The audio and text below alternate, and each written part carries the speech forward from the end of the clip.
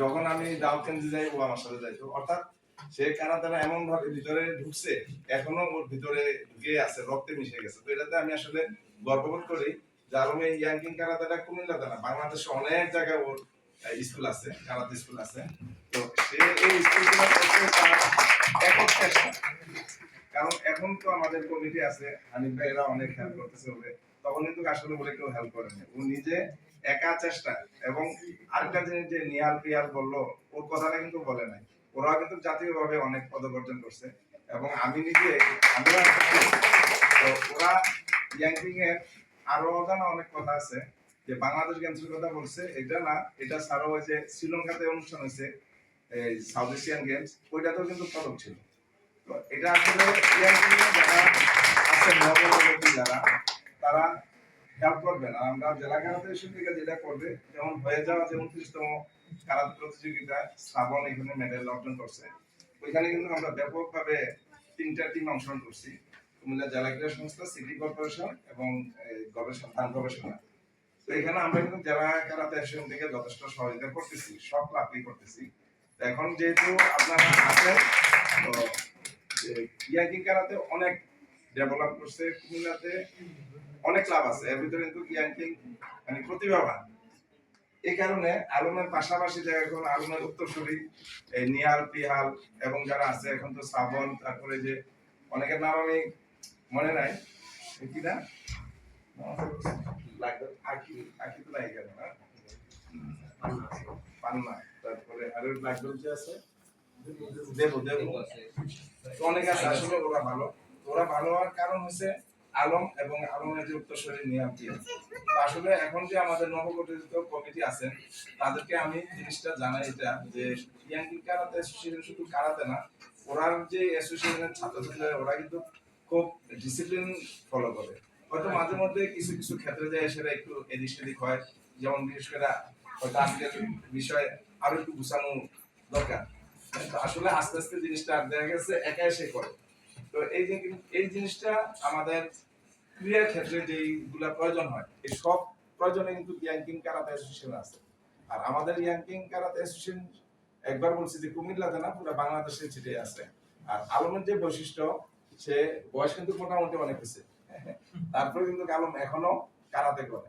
এই কারণে ওর ইয়াংকিং কারাতেটা অনেকটা বাংলাদেশে পপুলারিটি পাইছে, এবং এটা একটা সরকারি রেজিস্ট্রিত কিন্তু ক্লাব।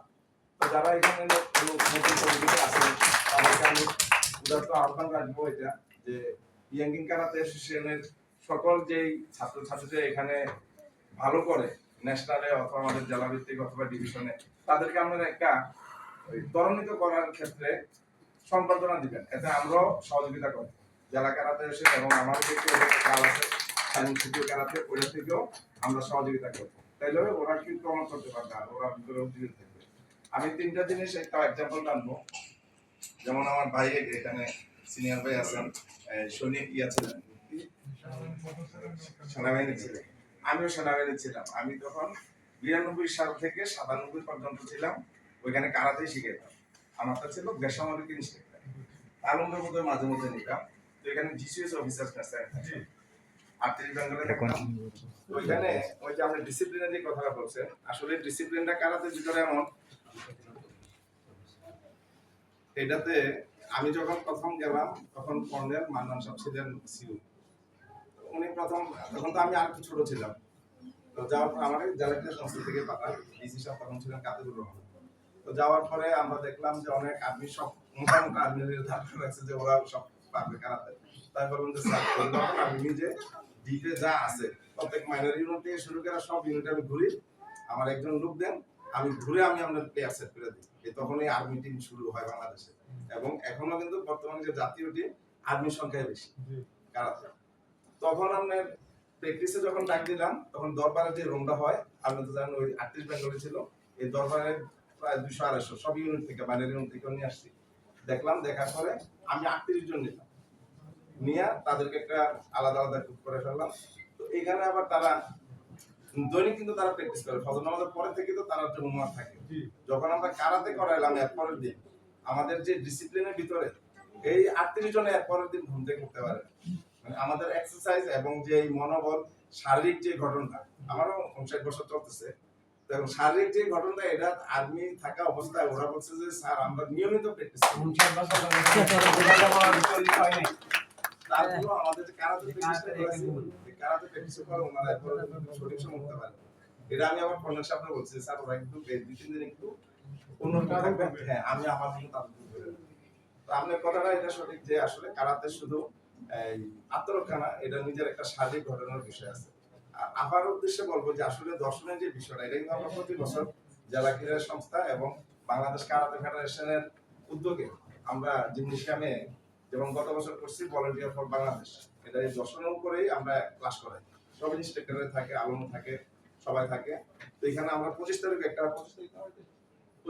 একটা ডেট আছে এখানে দর্শনের উপরেই বিভিন্ন কলেজের ছাত্রদের এখানে অংশগ্রহণ করে বিশেষ করে আর্মি পার্সনরা এখানে আসবে ক্যাডেটে তো এখানে আসলে যারা মহিলা অভিভাবক আছেন বাংলাদেশে অনেক অনেক আগে রয়েছে আমাদের কুমিল্লাতে ম্যাজিস্ট্রেট এবং এডিসি পুরুষ থেকে মহিলাই বেশি কারণ ওরা কিন্তু লেখাপড়াও কিন্তু অনেকটা আগে রয়েছে কিন্তু তারপরেও 2টা অপ্রীতিকর ঘটনা ঘটে এটা বাংলাদেশে না আমি 22টা দেশে গেছি জাপান কোরিয়া বিভিন্ন দেশে গেছি সব জায়গায় একটু এদিক সেদিক হয় কিন্তু তারপরে বাংলাদেশের প্রমোট করার ক্ষেত্রে আপনি যে অভিভাবক হিসাবে আপনার ছেলে মেয়েরা দিচ্ছেন আমি আশা রাখবো এবং উদারতা অর্পণ করবো যেন সবাই যেন কারাতে তার সেলফ থাকলেও মনের কনফিডেন্সটা অনেকটা বেড়ে যাবে আর যে দর্শন ক্ষেত্রে সে প্রতিরোধ করতে পারবে আপনারা বিশেষ করে কৃতজ্ঞতা জানাই যে আসলে আপনার মতন অভিভাবক আমাদের দরকার এবং আপনার মতন মা আমাদের দরকার কারণ মাদের কারণে দেশ গড়ে উঠবে কারণ মা থেকেই কিন্তু দেশটা গড়ে উঠবে